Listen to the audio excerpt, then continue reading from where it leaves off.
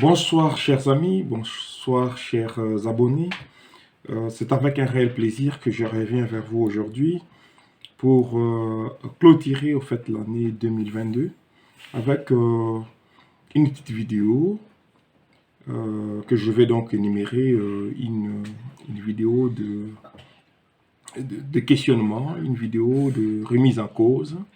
Pourquoi une vidéo de remise en cause? Parce que l'année 2022 fut remplie par beaucoup de dossiers, beaucoup d'informations et ça a été vraiment une année très mouvementée, à la fois au niveau social, au niveau politique, mais aussi les attentes de la population, euh, les besoins, euh, les besoins de la population, mais aussi au niveau des institutions, car il y a eu beaucoup de vide au niveau des différentes institutions. Donc l'année 2023, que cette année soit une année de changement, une année où nous devons penser autrement, nous devons agir autrement, nous devons réfléchir autrement. Donc, tel est le but de cette petite vidéo d'aujourd'hui. Je disais dans l'introduction que l'année 2023 doit être une année qui va marquer une mise en cause, une introspection et une mise en cause, une mise en question, pardon, sur les sursauts de la démocratie en République démocratique du Congo. Pourquoi parlons-nous de la démocratie? Parce que nous avons vu au courant de l'année 2022 beaucoup de points qui ont fait montre que la démocratie est en pleine perte de vitesse. Voilà. Là, par contre, l'année 2023, nous allons tout droit vers les élections tellement attendues, car ces élections auront pour but à la fois de dissiper de malentendus dus aux élections passées, mais aussi à apaiser des tensions. Nous espérons que ces élections pourront se passer d'une façon démocratique et toutes les couches de notre pays pourront se sentir représentées. C'est d'autres une élection qui doit fédérer la population congolaise. C'est d'autres aussi une élection qui doit vraiment montrer l'alternance à la fois au niveau des institutions nationales, qui est au niveau de personnes qui représentent, qui animent ces institutions. L'année 2022 a marqué beaucoup de choses. J'aimerais citer quelques éléments qui ont touché ma personne personnellement. Cette année fut marquée par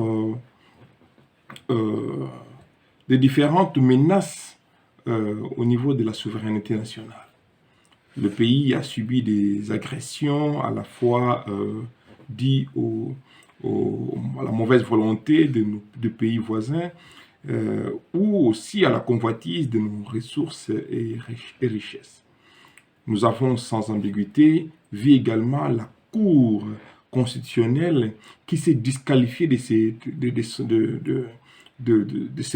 du fond par des différents arrêts qui ont été dépourvus de toute pertinence juridique.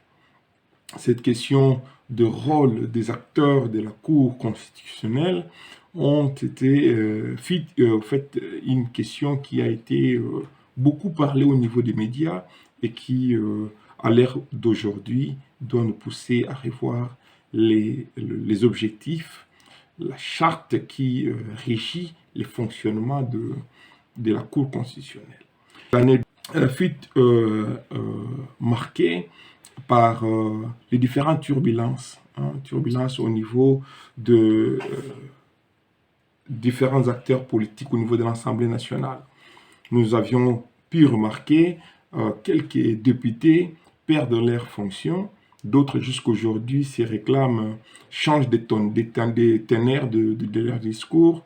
Ils veulent faire passer le message comme si ce n'est pas l'abstentéisme qui a été évoqué comme cause de leur exclusion au niveau de l'Assemblée nationale, mais ils veulent tourner ces discours-là comme s'il y a d'autres vérités qui sont cachées derrière la personne du président Bosso.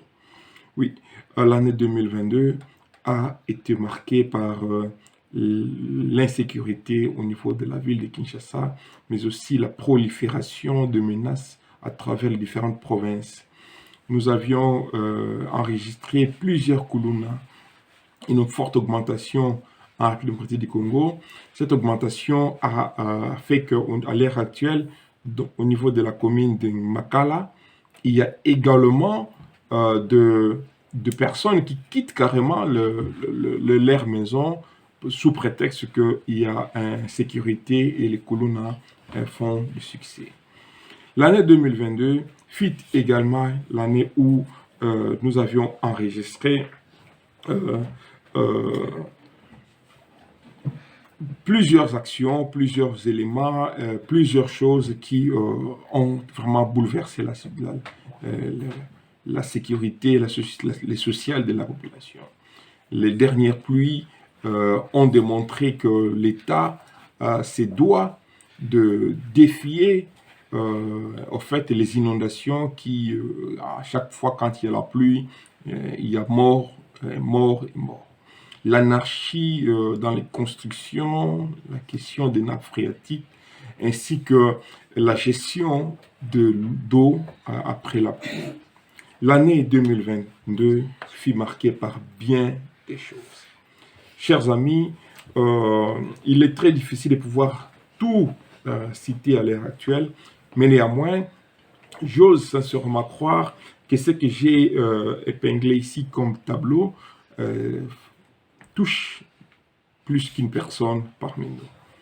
C'est ainsi que l'année 2023 ne doit pas être seulement l'année des contemplations, une année où on doit voir sans pouvoir se décider. Ça doit être l'année où tous ces défis qui se dessinent devant nous doivent être résolus. Il faudrait bien entendu que le président de la République place des personnes qu'il faut au bon endroit. Il faudrait bien entendu que le président de la République, dans cette responsabilité ou dans cette fonction de garant de la nation, se surpasse au fait en lui-même et que le Premier ministre ainsi que tous les conseillers autour de lui puissent se voir attribuer la responsabilité qu'il faut et qu'ils puissent aussi partager ces responsabilités, les tâches avec des personnes qu'il faut. Oui, c'est vrai, l'année 2023, c'est une année qui va être remplie de plusieurs défis et plusieurs choses à défier. Il me revient également de parler de nos acteurs politiques, dont la classe de l'opposition congolaise. Il est très important qu'on arrive à pouvoir avoir une certaine stabilité de la personne politique congolaise. Nous ne pouvons pas continuer à avoir des personnes qui, aujourd'hui, vous disent « ne faites pas ceci » et demain, ils reviennent sur leurs paroles. Non. Nous devons avoir la constance dans la classe politique. Si vous êtes de tendance idéologique libérale, restez libéral. Si vous êtes de tendance idéologique socialiste, restez socialiste. Si vous êtes un communiste, restez-en communiste. Le fait de pouvoir avoir des communistes qui entrent dans le libéralisme et qui sortent dans le fédéralisme, alors dans ces cas-là, la classe politique congolaise est vidée de tout sens. Alors, quelle est la vraie responsabilité? Quelle est la beauté ou l'élégance de la chanson, des paroles que nous chantons dans l'hymne national, que nous léguerons à nos enfants un pays plus beau qu'avant, ou que nous travaillerons pour que notre pays, le flambeau, soit toujours au zénith. Chers amis, l'année 2023, nous allons vers les élections. La population congolaise doit passer aux élections, mais voter utile. Doit voter des personnes qui vont réellement changer la configuration de l'Assemblée nationale ainsi que l'Assemblée provinciale. Les différentes assemblées doivent recevoir des personnes qui ont non seulement des charismes qu'il faut, mais des personnes qui sont compétentes et des personnes qui doivent répondre réellement aux besoins et des attentes de leur mandat. Une responsabilité qui nous sera certainement donnée à travers le temps. Nous sommes tous impatients de nous voir arriver vers les élections pour qu'ensemble, nous puissions voir un Congo meilleur. Que vive la République démocratique du Congo, que Dieu bénisse l'ensemble de la population congolaise et que Dieu bénisse et protège notre nation.